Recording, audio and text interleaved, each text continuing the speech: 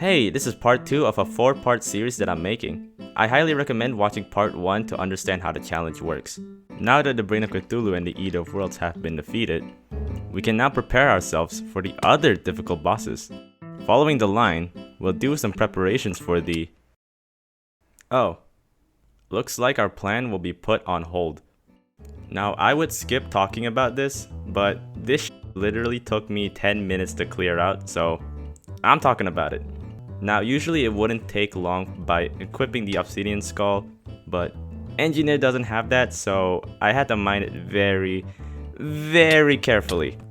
I also found out that bombs don't blow up meteorite, so that's cool. Hey, Editing Knight here. Turns out you can negate the burning debuff from meteorites by drinking the obsidian skin potion. Why didn't I think of this sooner? I have no clue. You might be wondering why I'm mining for meteorite. Well, it's so I can craft the space gun. Now your first question might be, Engineer doesn't have a space gun. And to that I say, you're wrong. Engineer does have a space gun. And no, I'm not referring to the Pomson 6000. That's considered a space shotgun. What I'm referring to is the Capper, which is the closest thing to a space gun. Now your first question might be, why use the space gun? The reason is because the space gun plus the meteorite armor set bonus gives the weapon infinite ammo. Sure, it's not as strong as the boomstick, but the weapon's ability to pierce, shoot fast, and require no ammunition makes up for it. But I don't see a reason to use it against bosses. Well, that's because I'm not. Ladies and gentlemen, let me introduce to you the Old Ones Army.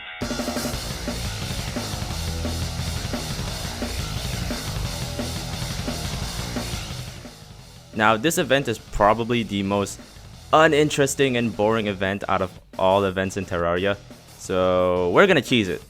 By hoiking a block in a specific way, then replacing the block with a platform, any ground entity, including the player, can't go through it.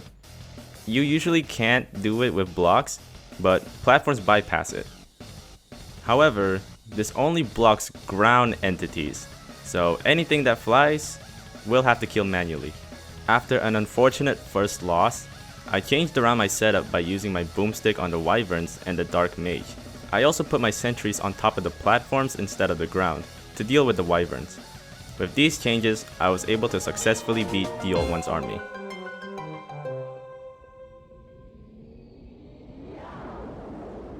Right, where was I?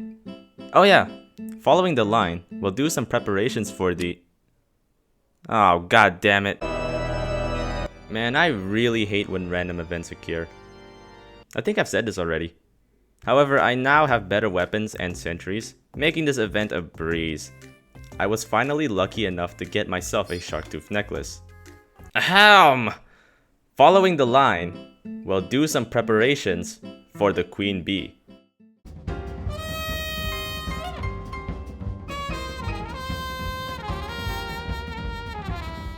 I said last time that setting up the Queen Bee arena would be a pain to make. And I was right. However, I was able to lessen the pain a bit. Since Queen Bee usually does her charging attack, we don't really need too many platforms. Just 1 or 2 is already fine.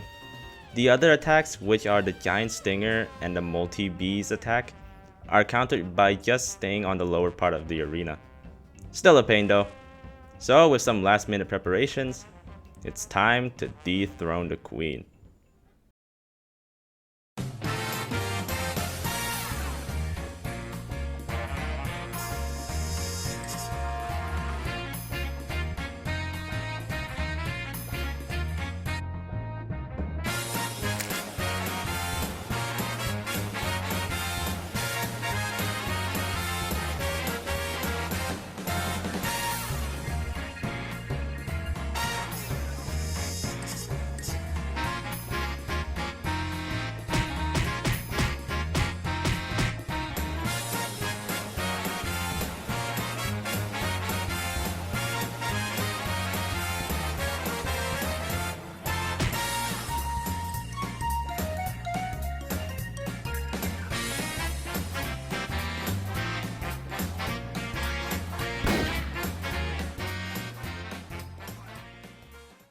Now, I may or may not have over-prepared myself during this fight.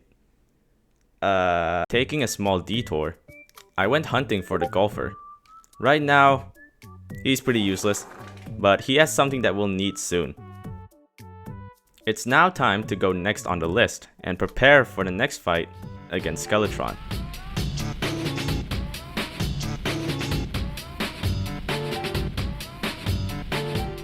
Skeletron, the boss that destroyed me last time I tried to fight him. The previous fight may seem like I wasn't trying, but I genuinely was, with buff potions and everything. So this time, I'm gonna make sure I do everything right. I changed the distance of the platforms and added sunflowers for its buffs. I got myself a much better sentry as well. All I have to do now is not mess this up.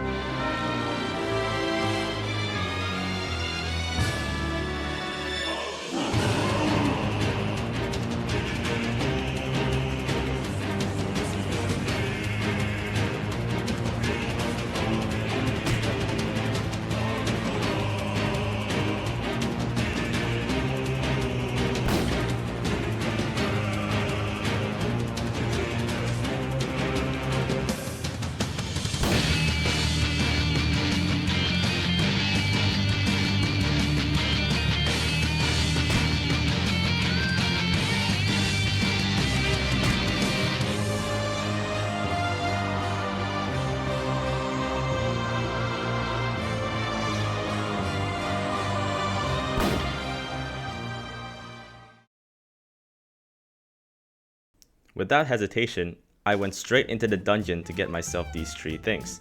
The alchemy table, the handgun, and the mechanic. Now, I don't know how long this will take, but I'm gonna go get my lunch, so just stay right here, alright?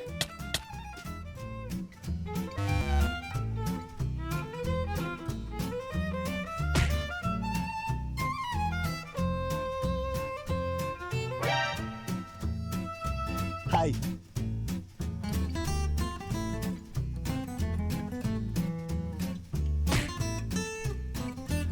Hi. Hi. Hi.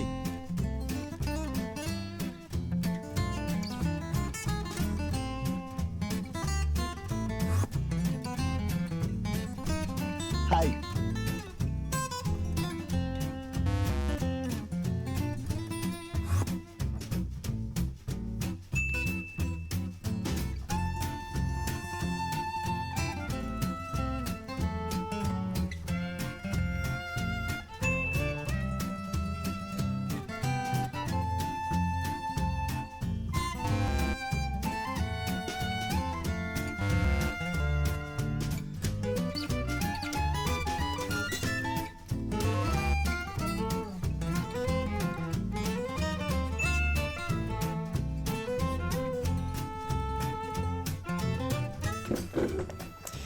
Okay, I'm back. Now that we got the items in the dungeon, I went straight down to the underworld to get some hellstone, which we'll need to craft the Phoenix Blaster, which is basically the handgun, but better. I also got myself a quad barrel shotgun, which wasn't really necessary, but got it just for the loadout completion. Now that the loadout is complete, we can now focus more on the giant pile of meat on the wall. More specifically, the wall of flesh.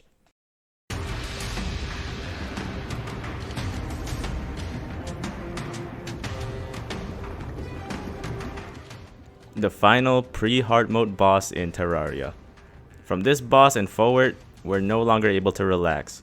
Our room for error is extremely tight since we don't have that much health, meaning we need to maximize what we have as much as possible.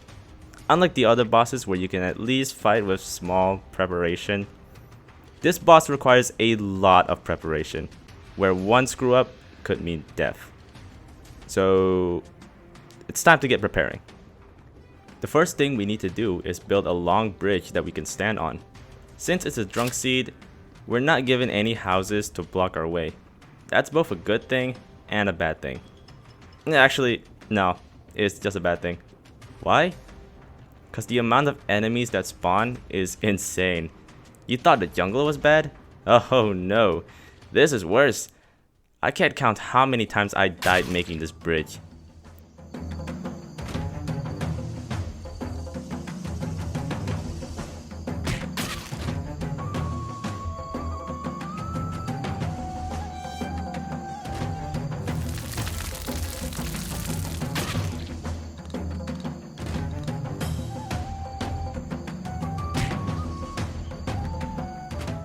It's advised to make a roof to avoid the boss's laser, but I don't really want to do it.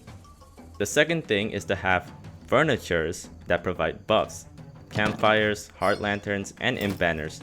We don't have or need all of them, but if push comes to shove, we might have to go and collect them for the bridge.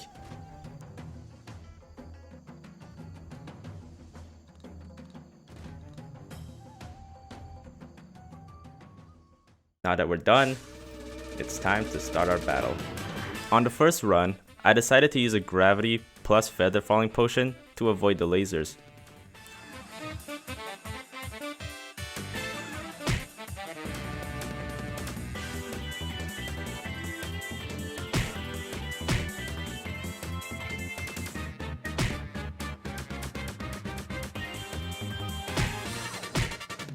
It went well during the start, but it was evident that we didn't have enough speed near the end of the fight.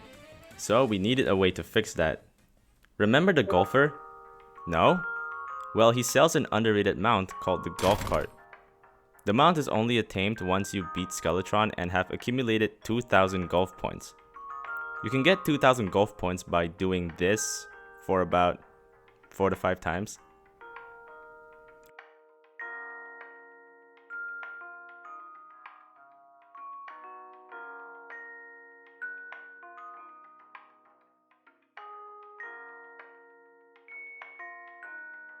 Really fun.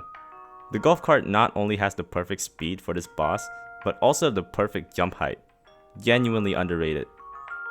On the second run, everything was going really smoothly. However, something I didn't take into account last fight was the bottom laser. It shoots at one direction and this allows us to go on the bridge. Because of that, we ended up losing again.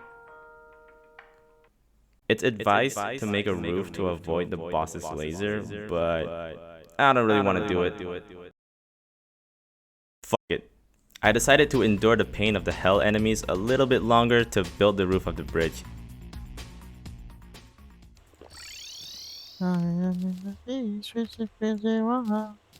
Let's lose our mind, you're fucking crazy. Actually, which version do you prefer, Aeon? Fucking crazy or crazy crazy? Fucking crazy. Really? I prefer crazy. Shut the fuck. Dude, I love 5 here. Let's go. I'm trying to have a conversation. I've been thinking. It's called Ripe. Ride! No! It's usually called Ride. Ride. R-I-D. No, Ride. Oh, okay. no. I fucking hate this game. I fucking hate this game so much. I hate this game.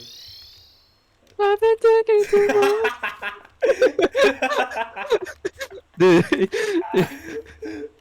Dude, Nico, I'm clipping that. That's going in my video. Now that I'm done, it's now time to turn this big meaty wall into a big juicy burger. Look, I'm just hungry, okay?